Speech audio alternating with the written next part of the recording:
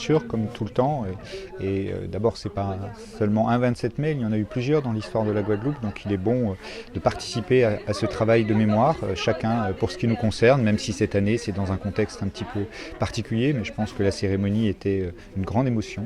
Je pense aussi qu'il est important non seulement d'avoir une pensée pour tous ceux qui ont subi et qui ont souffert de cette situation d'esclavage, mais aussi de tous ceux qui aujourd'hui encore dans le monde subissent cet esclavage moderne que l'on peut rencontrer dans certains pays.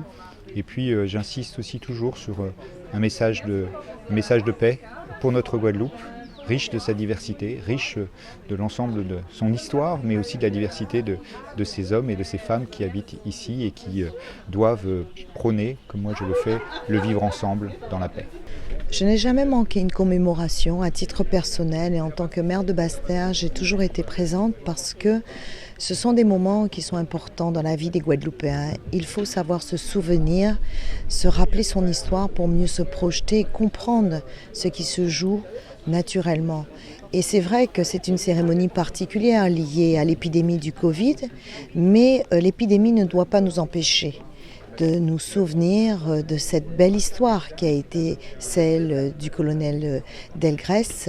Et je pense que même si c'est une histoire tragique, elle est au cœur de notre réflexion, notamment lorsqu'on parle effectivement de l'émancipation de la Guadeloupe et qu'on dit que nous avons besoin d'assumer nos responsabilités. Donc c'est très bien qu'effectivement, au même titre que j'ai été au Monument aux Morts le 8 mai, pour nous souvenir de ces événements qui ont marqué l'histoire de France, notre place était là ce matin.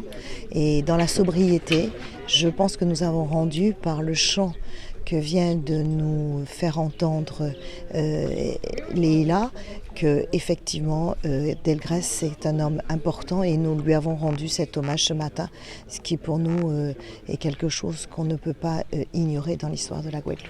Oui, ce 27 mai, il a un goût particulier puisqu'il se fait dans le contexte de l'épidémie Covid-19. Mais on ne peut pas s'empêcher de faire un parallèle puisque nous sortons de 2 mois de confinement, une lutte pour pouvoir juguler l'épidémie et le 27 mai, l'abolition de l'esclavage, la lutte de nos ancêtres, de Delgrès pour que la liberté soit octroyée à tout le monde, y compris aux plus petits d'entre nous. Et donc en fait, on ne peut que dire que d'une manière ou d'une autre, lorsqu'une situation apparaît comme désespérée, apparaît comme perdue d'avance, eh bien l'homme trouve toujours en lui les ressources pour pouvoir rebondir. Et donc avec ce 27 mai, avec cette épidémie, il est peut-être temps de créer un monde plus durable, plus sûr et où finalement l'homme retrouve sa place au centre. Et quand je dis l'homme, c'est l'homme dans toute sa dimension, qu'il soit asiatique, qu'il soit noir, qu'il soit eurasien, etc. L'homme doit retrouver sa place au centre de cette société et avec un environnement qu'il nourrit et qu'il valorise. Notre histoire ne peut pas être oubliée. Et nous devons d'être aujourd'hui, malgré le Covid, être aujourd'hui au fort pour honorer Delgrès et ses compagnons. Parce que nous devons nous dire qu'il y a des hommes et des femmes qui ont donné leur vie pour que nous soyons libres. Et je crois que les Guadeloupéens, quels que soient, doivent pouvoir intégrer la dernière phrase du cri de Delgrès, de ce cri de liberté de Delgrès.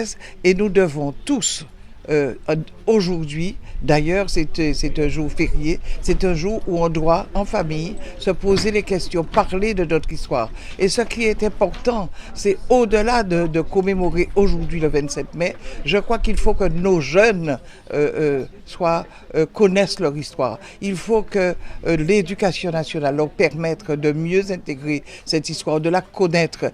La connaître, c'est aussi, je dirais, continuer, perpétuer ce que nous faisons aujourd'hui, quelles que soient les conditions, dire que nous devons honorer ces hommes et ces femmes qui se sont sacrifiés. Aujourd'hui, je suis au fort, demain je serai à Matouba, à l'habitation d'Anglemont, parce que là aussi, il faut rappeler que le 28 mai, Delgrès et ses compagnons se sont fait sauter pour que nous soyons libres. Et par exemple, il dit vivre libre ou mourir. Je crois que cette phrase-là doit nous accompagner, doit accompagner la jeunesse guadeloupéenne.